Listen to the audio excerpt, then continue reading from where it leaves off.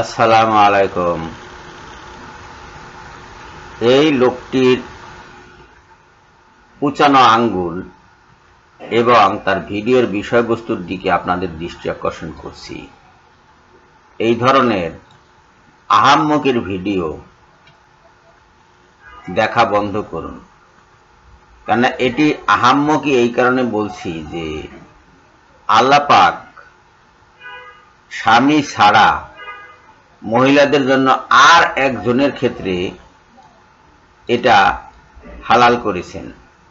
সেটা হলো মালিক যদি দাসী হয়, মহিলাটি যদি দাসী হয় তাহলে মালিকের সাথে সে এই কাজটি করতে পারবে, সহবাস করতে পারবে, অন্য কারোর সাথে করতে পারবে না।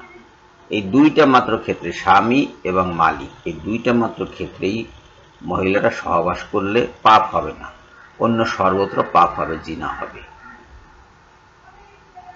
এখানে এই ভদ্রলোক 11 ঘন্টা 55 মিনিট ধরে কি বলেছেন আমি জানি না, ভিতরে ঢুকিনি, ঢোকার দরকার নেই, কারণ আমি কোরআন পড়েছি। কোরআনের সূরা মুমিনুনে স্পষ্ট করে আল্লাহ পাক বলেছেন যে এবং পুরুষরা নিজের স্ত্রী এবং নিজের দাসী এই দুজন ছাড়া আর কারোর সাথে মিলিত হতে পারবে না। এই দুজনের ক্ষেত্রে যদি সে লজ্জাস্থানের হেফাজত না করে তাহলে তার অসুবিধা নেই, কিন্তু অন্যদের সামনে, অন্যদের কাছে তার লজ্জাস্থানের হেফাজত করতে হবে। খেলা শেষ, আর কোনো কথা এখানে চলবে না। যে সমস্ত কথাবার্তা এরা বলে এই কথার অধিকাংশই বাতিল কথা।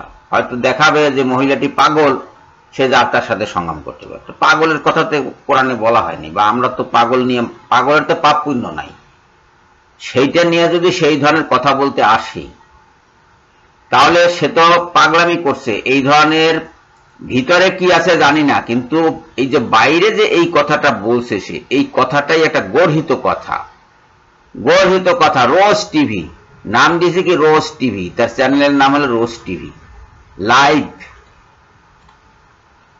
এই সমস্ত হুজুর নামধারী, এই যে লেবাসধারী লোকজন, এদেরকে পরিহার করা আমাদের জন্য অত্যন্ত জরুরি, অত্যন্ত জরুরি। সূরা মুমিনুনের 1 থেকে 6 নম্বর আয়াত পর্যন্ত আপনারা দেখলেই বুঝতে পারবেন যে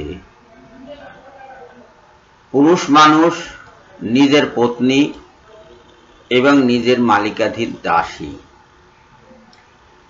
এছাড়া আর কারোর সাথে সংগ্রাম করতে পারে না, মিলিত হতে পারে না। পুরুষের জন্য এটা হারাম হয়ে যাবে, অন্য কারো কাছে গেলেই সে হারাম হয়ে যাবে। তাহলে নারীর জন্য কি করে স্বামী ছাড়া 3 জন হয়? হতে পারে না। নারীর জন্য হবে স্বামী, এই পত্নীর বিপরীতে স্বামী, আর দাসীর বিপরীতে মালিক, এই 2 জন মাত্র। এই স্বামী এবং মালিক এছাড়া কোনো নারী আর কারো সাথে মিলিত হতে পারে না। এইসব হুজুরদের এড়িয়ে চলতে হবে এবং এইসব ভিডিও এড়িয়ে চলতে হবে, এইসব টিভি এড়িয়ে চলতে হবে। সবাইকে ধন্যবাদ জানিয়ে এখনকার মতো বিদায় হচ্ছি। আল্লাহ হাফেজ।